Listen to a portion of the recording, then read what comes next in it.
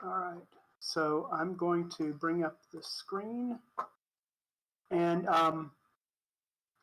you have a copy of this in the text version, so you should be able to get the PDF. I'm not going to go through all of these first few pages. There's a lot of information that we really don't need to discuss. And I want to start with what is Huna. So let me get here so I can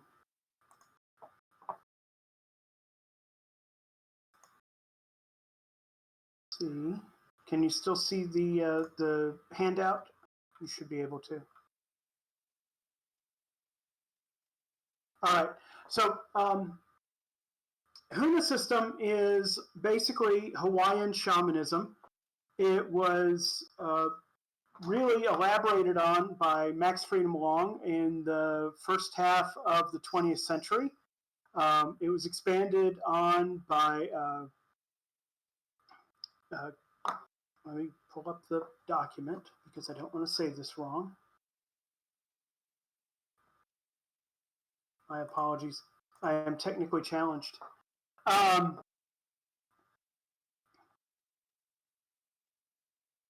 It was expanded on by Sergei Khalil-King extensively in the 80s. He really made it more about shamanism. And then there have been additional writers over the last 50 years that have broadened the research. Steiger's Kahuna Magic was one of the first. Hank Wesselman's The Bowl of Light is an excellent book which talks with one of the existing kahunas, although he may have died by this point. I think it was written maybe 15 years ago, something like that.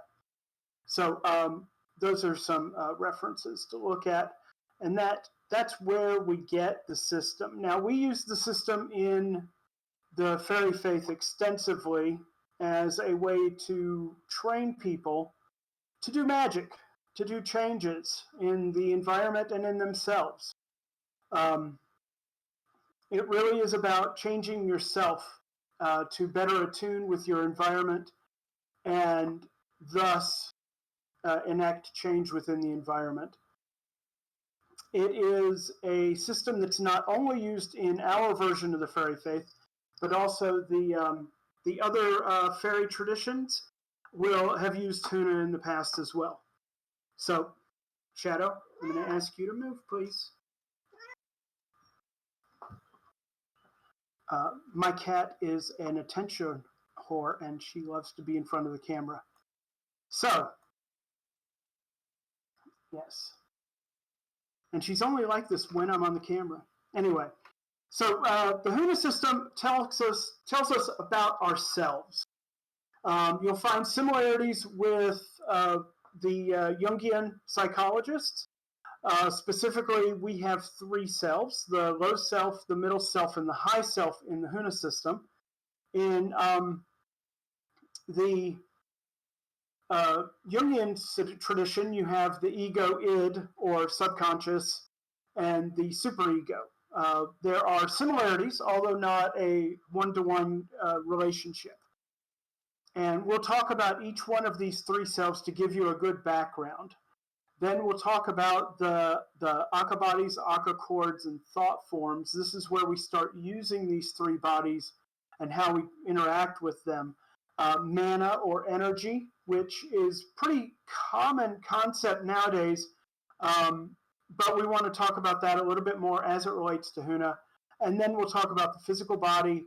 And finally, I want to discuss complexes, which are problems that we encounter and need to work around.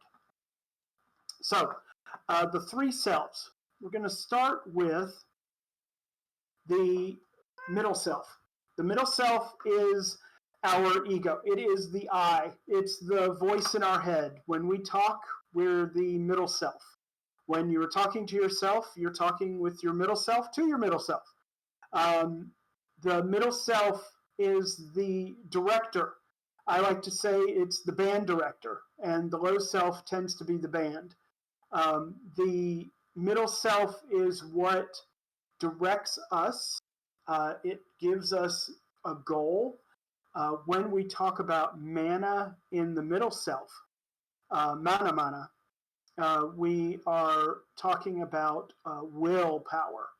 And the middle self is extremely important. However, it can go, if we spend too much time being egocentric, it can cause problems with the low self, and it can be counterproductive.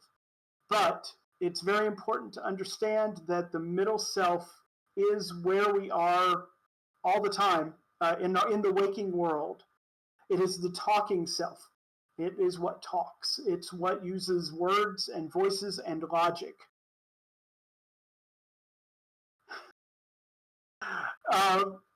But as part of us, we also have the low self. And this would relate again to the subconscious.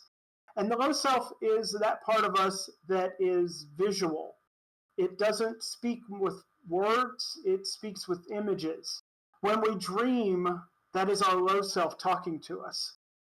Your dreams are a way for your low self to communicate to the middle self. The low self, when you visualize something, that is tapping into the abilities of the low self.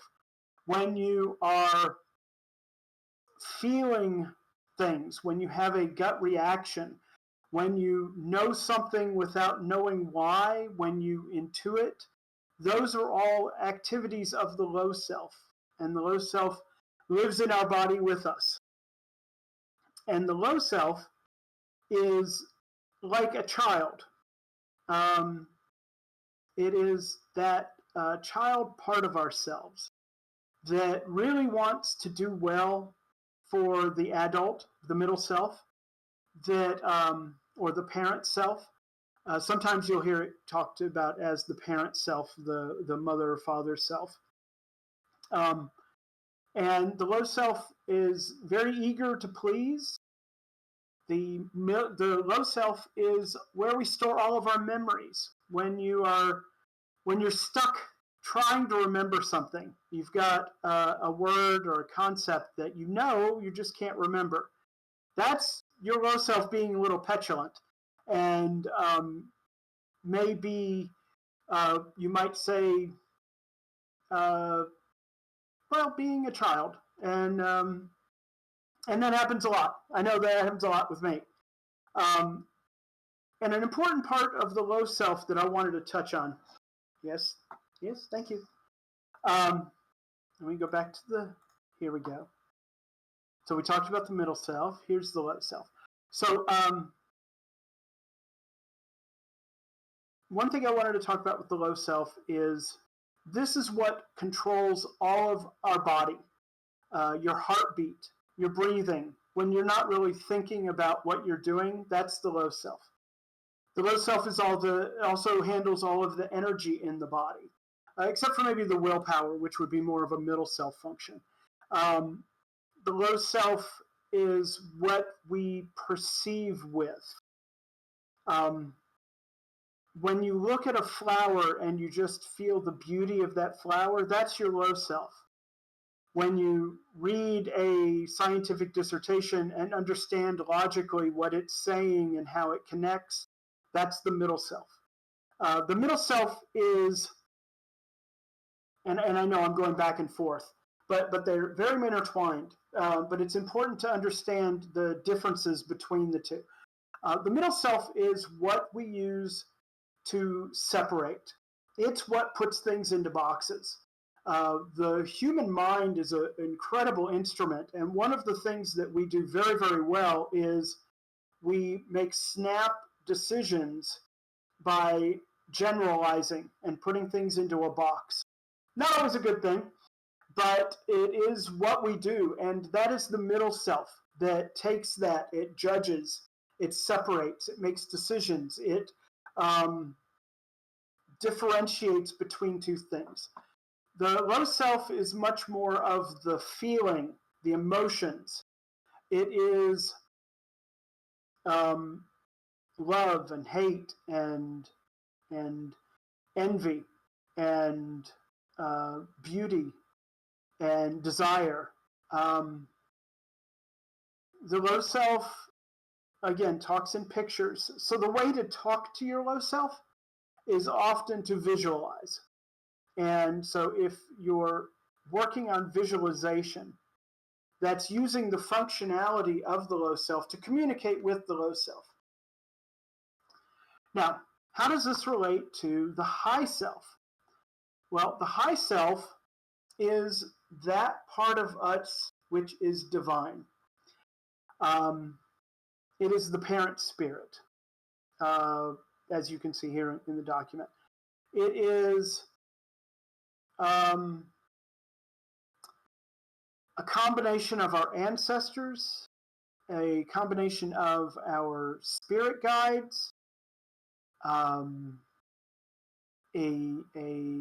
function, if you believe in guardian angels, that would be a function of the high self. The high self is that part of us that is part of God, if you believe in that, or goddess, or gods. The high self is that spark of divine within all of us. And the high self can do amazing, amazing things. When the truly miraculous happens, that is a function of the high self. So how do we communicate with the high self? Well, the middle self really doesn't talk to the high self directly. It has to go through the low self.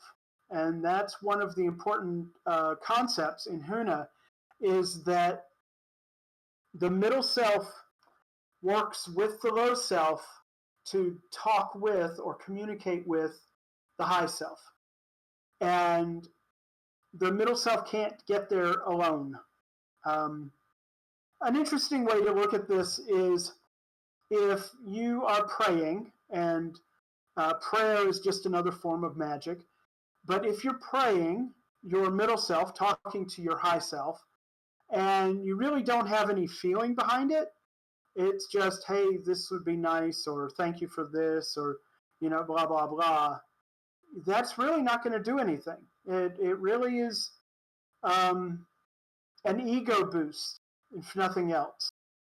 Because without feeling, the low self's not involved. And without the low self being involved, the high self will never get the message. So it's important to understand that whenever you are praying, whenever you're communicating, whenever you're meditating and listening, you have to involve the low self. You have to involve the feeling self. I think it's the class. I don't know. Oh, hold on. I'm going to tell Lee here.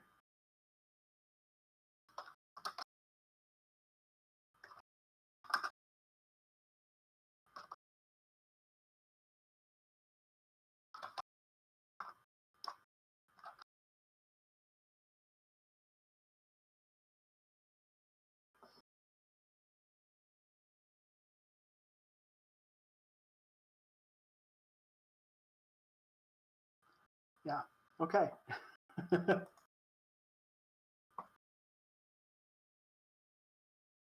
Can you hear me? Okay. Now, so these are the three selves. This is what makes up a human being. Are there concepts in Huna outside of these three selves? Yes, in both directions. Some say that animals, specifically animals that we're very connected to, pets oftentimes, tend to be the next row down from the low self. And going on, it could be down to animals, plants, minerals, however you want to envision it. But that would be a lower form. And in a higher form, the high self, there is a community of high selves. And the high self works within that community.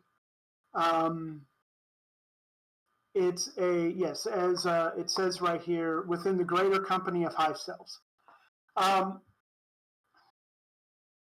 This is why, even if we work perfectly well, and it's incredibly difficult to work perfectly well, but if we work perfectly well, our objective, our goal may still not occur. Um, because even if we connect perfectly with the low self, we get that message to the high self is completely on board. There may be other factors that we as human beings may never be aware of, or may can't even comprehend, that keep that from happening. Uh, all of the high selves kind of have to work together. If you're in and my opinion is, if you're in a tribal community, much as the Hawaiian society before the white man showed up, if you're in a tribal community, it's much easier to get consensus amongst the community. And when you have a consensus amongst the community, it's much easier to get a consensus amongst the high self company. So in our world, it tends to be difficult to enact change because of there's so much discord out there. Not only at our level as human beings, but in the greater scheme of things. And I think that a lot can be said for focus and intent, which we'll talk about in a minute.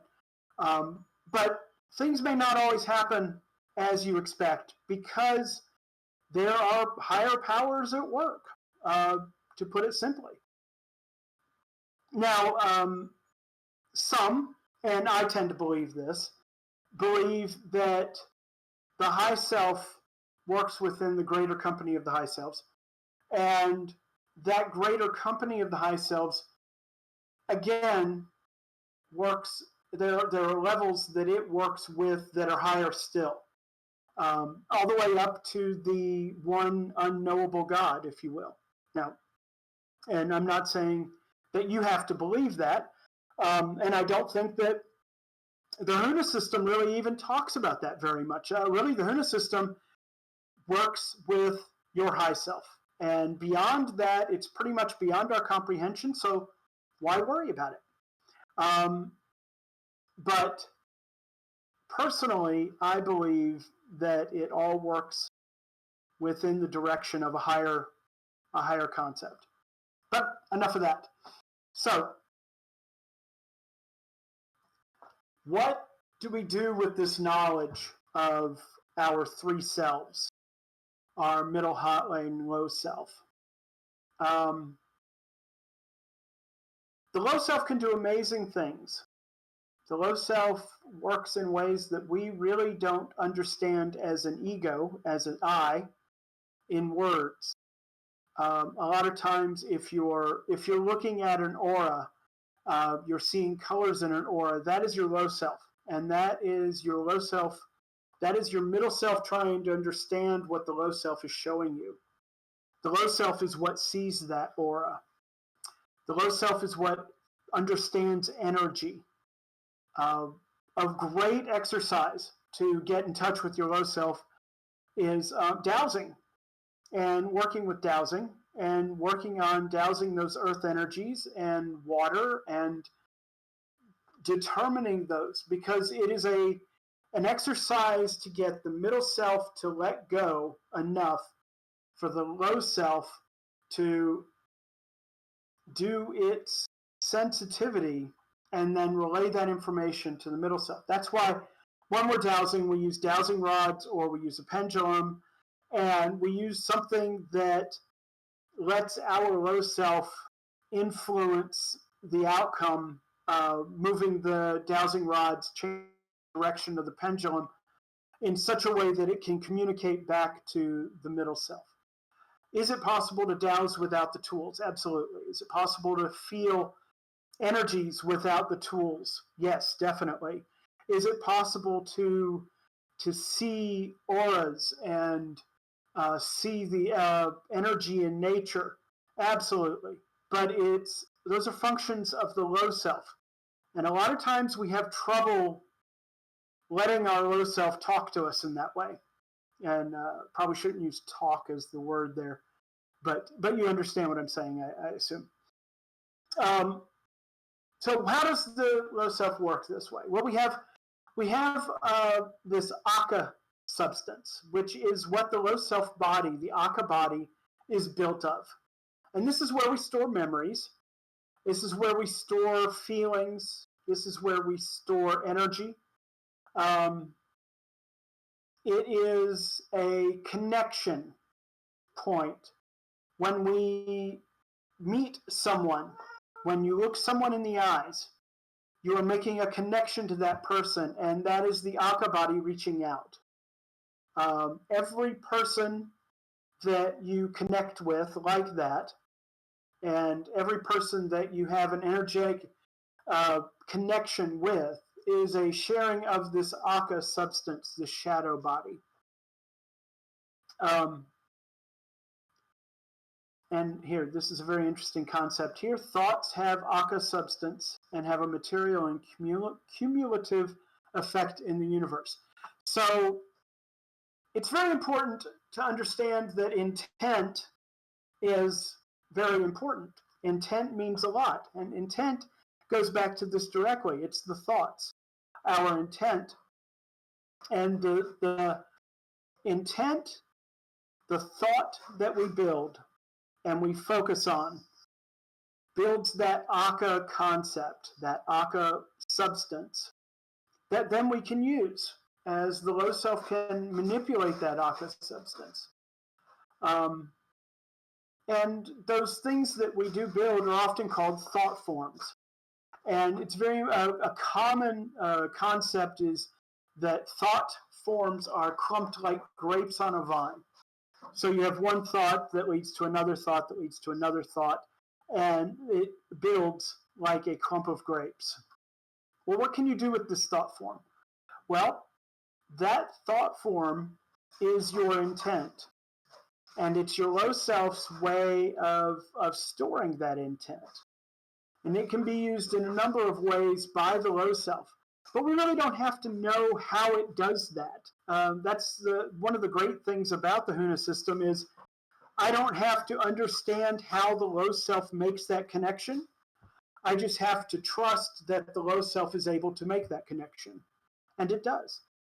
And it can then use that connection in many ways. One of the important things with that connection is, and it sounds very hokey, but I'm going to say it anyways. I like to call it the vibration idea.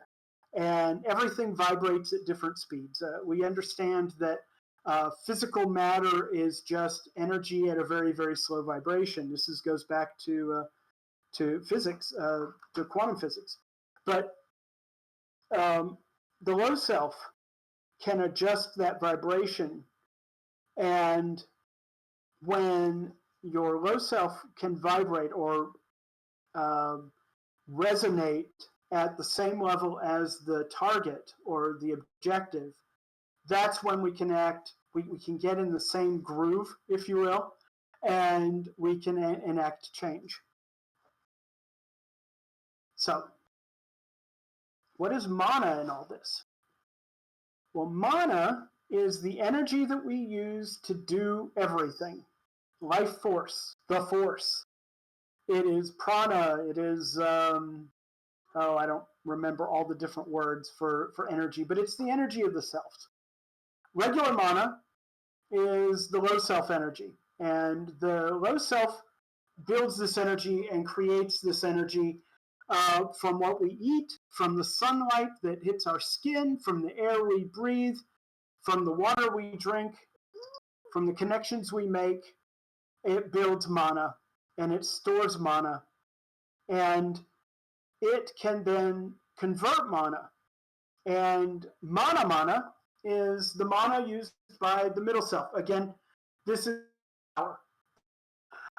What we use when we're thinking logically, when we're making distinctions, when we're making decisions. If you ever get so low on energy that you just can't make a decision, you're low on mana. And that's a common occurrence for some of us. I know it is for me. Finally, there's mana loa. And this is the mana that's used by the high self to accomplish its goals. And where does it get mana loa from? Well, the low self gives mana to the high self. And the high self then uses that energy that we give it to accomplish many, many things. So, how does this fit together? Well, we're going to skip over the physical body. We talked about that some. And here's some more information on the energies, Kundalini, chakra, acupuncture meridians, etc. All right. So I'm not going to talk about the kahuna just yet, but I'll leave that there. I wanted to talk about complexes a minute. It's really not in the document so much, but I wanted to discuss what complexes are and how we can work around those. Well, as I said, the middle self talks to the low self. The low self communicates with the high self. The little self can talk to us in the middle self as well. The low self talks with pictures and feelings. But what if it doesn't work very well? One way to think about it is a pipe, a water pipe, not like a smoking pipe, like a pipe in your house that goes to your faucet. And this is the channel that energy flows through. Well, the energy from the middle self to the low self is pretty direct because the middle self is, again, the decider, the willpower. It is very direct. And the low self receives that. But the low self then has the channel from the low self to the high self. Well, over time, the low self has problems and it has conflicts. It feels guilty. It feels worthless. It feels that it failed in some way. It has problems. And every time you have a negative action like that, every time that parental self, your middle self, goes down on your low self and says, you know, you did really bad on that, or I shouldn't be feeling this way, or stop being such a emotional person, those kind of thoughts that the middle self can give to the low self cause complexes in the low self, causes the low self to not want to talk to the high self or the middle self or anybody. And it can cause a lot of problems. And I think that Jungian psychologists are very, very good at finding these complexes and working through them. And I would say looking at Jungian psychology as a way to work through complexes is a wonderful, wonderful idea. But as those complexes build up, the low self does not feel like it is worthy of talking to the high self. It doesn't feel that it has the right or the ability to talk to the high self or ask for anything from the high self. And as these complexes build up, it makes it more and more difficult for us to communicate to the high self, makes it more and more difficult for us to communicate to the low self from the middle self. And when you have those blockages between the middle self, the low self, and the low self and the high self, we can't get things done. We can't feel like we would expect. We can't have that God self give us blessings because we can't talk to the God self. The God self is up there. The high self wants to do things for us. It wants to help our lives. It wants to help us evolve, which is really, in my opinion, the goal of every human being is to move forward. And our high self wants to help us move forward. Well, we can't really talk to it to help it understand what we need if we've got these complexes, these blockages in the way. So we have to work through those blockages. And that is probably the main work of the Huna system, in my opinion, is finding those blockages, finding those complexes, resolving them, understanding them that they're there, and removing them, and helping the low self to understand that the complex is there and working through the getting over the complex, which can be very difficult. Remember, we're working with the child self, and I mean, I'm not a psychologist, but I think that this really goes to the work of psychology. So when we get to that point where we have a clear channel, or pretty much clear, I don't think, unless you're really, really an adept, I don't think you're going to have a 100% clear channel. But when you have a clear channel, you can cause things to happen. You can help get that job that you need to get. You can cause miracles to occur. Little miracles, big miracles. It happens.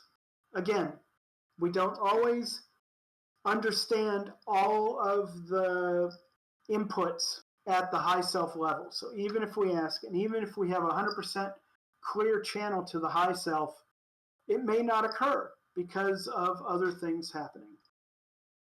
Okay, let's change the screen. Shall we change the screen shadow? Let's change the screen. So a couple different, I've got in here some exercises that will help. Pico Pico breathing is excellent, and I highly suggest it. I'm not going to go into it very much right now. Low magic healing, again, this is something that I've got some information on here. This is using the low self to have, and the mana of the low self to enact change. High self communication, how to pray. This is something from the fairy faith that we have, and it's in here. We talk about this a lot. Again, prayer and magic, really no difference. And then we can, it's all in here. I'm not going to go into it too much. I want to get down to here. I wanted to go over a little bit. This is some of the newer information that I just wanted to share a little bit of. And in the Huna system, I think this is very important. 7 principles of Huna: knowledge and awareness. The world is what you think it is. We perceive the world, and perception is reality. When I see the grass is green and the sky is blue, that is my perception. And it may not be that way for everyone, but that is my perception, and my perception is my reality.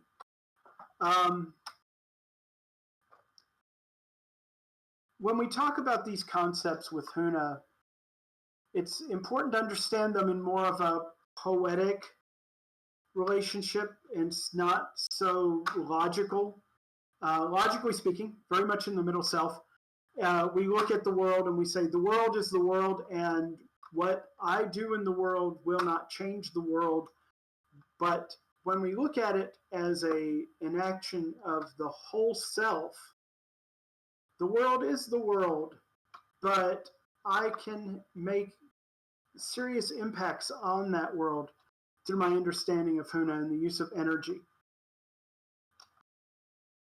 There are no limits. Freedom. We are free. There are no limits. This is a wonderful concept. I've struggled with this one a lot. If we truly believe there are no limits, and if we get to the point where we remove complexes enough that we have a clear channel, a clear connection between the 3 selves, then there really are no limits. Personally, I think that's a little beyond me, but I think it's a goal. Energy flows where attention goes. This is so true. What you pay attention to is where your energy goes, which is where your change will occur. If you are negative, if you are pessimistic, your energy is going to that pessimism, and it will stay the way it is or get worse. If you are positive and you understand that a better outcome is possible, your energy will go towards that and make it happen. I truly believe that. Now is the moment of power. Absolutely. This is a concept that's in all different religions. Okay, Shadow. Thank you.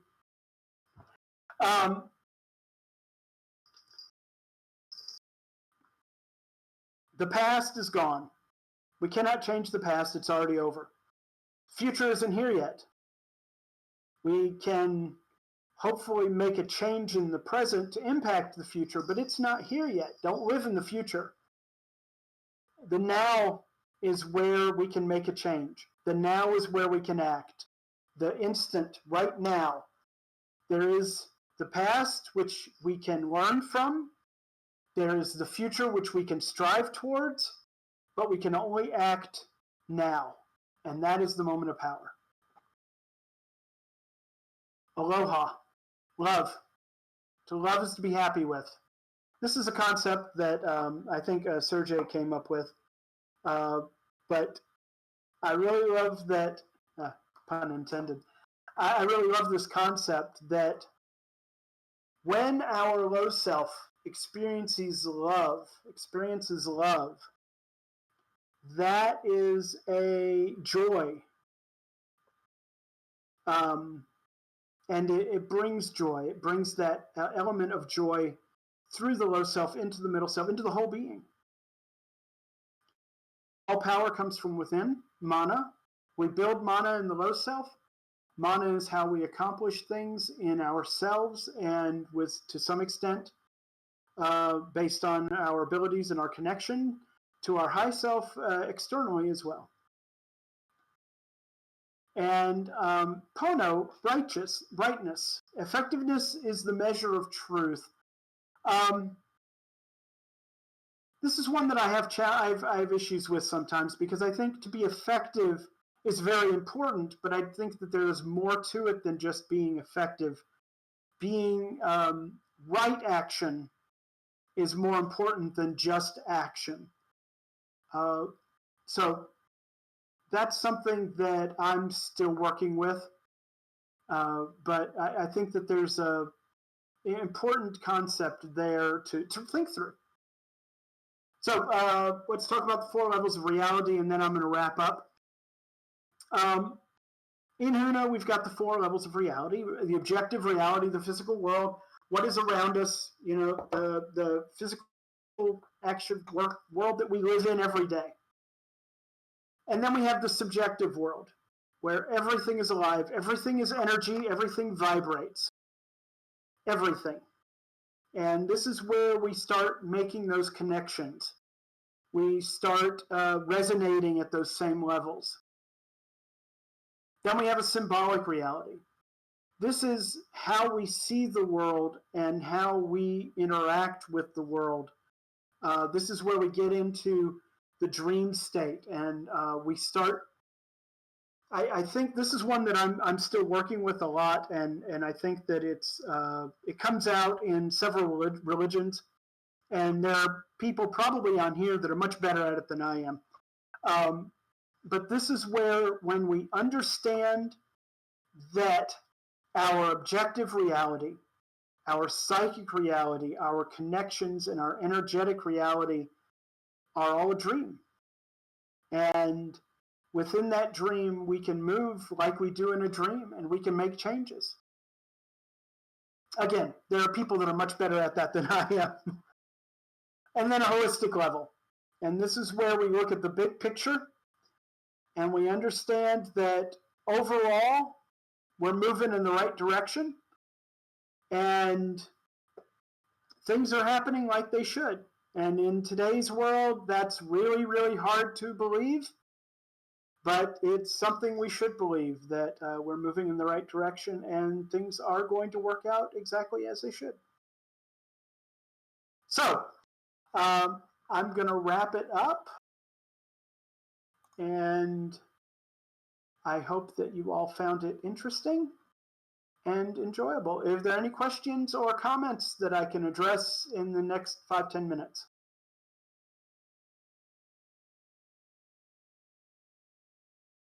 Is anybody there?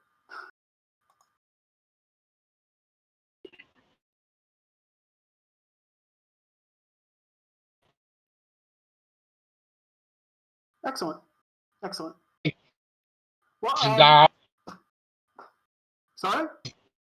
Nyan, I would like to thank you for your presentation. As a psychology grad, as a psychology, yes, working on my grad level, waiting to be graduated, a lot of what you have said crosses beside Huna, but through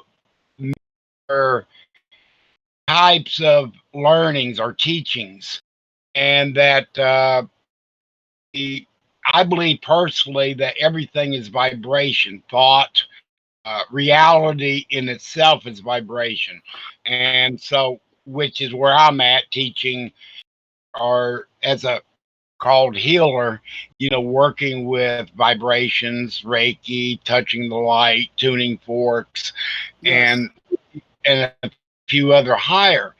And thought is vibration, and vibration transcends through all your higher self, middle self, lower self. And when you can get them all in sync, we can do wondrous things. That's my belief. And so I really thank you. I've always been interested in Huna. Um, Psychological viewpoint of the higher self, lower self, middle selves, but also as to how it relates to the world. And I think that's what we're all about, regardless of whatever our particular path is. It's Yes. We relate to it all, and that's how we should progress through our skin walk this go around. By the Excellent. way, I love just like my Merlin who's passed, but I see your cat walking across. It, super fond memories. I mean, that's beside the point, but thank you very, very much for your presentation. It was Thank you. awesome. Thank you. Well, I hope you all enjoyed it. If you have any questions, shoot me an email. I'll be glad to work or answer anything that I can. Not saying I can answer it, but I'll be happy to try. Thank you all.